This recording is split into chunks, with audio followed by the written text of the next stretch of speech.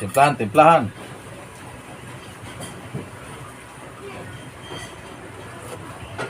Oh, sarap. Kaya nilagyan ko ng bell pepper. Ang bell pepper na dadagdag ng aroma yan. Ng sarap.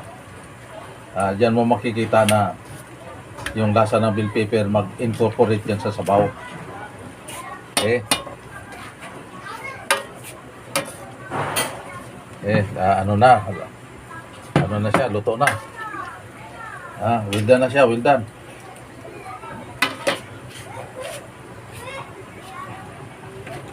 Maraming sabaw.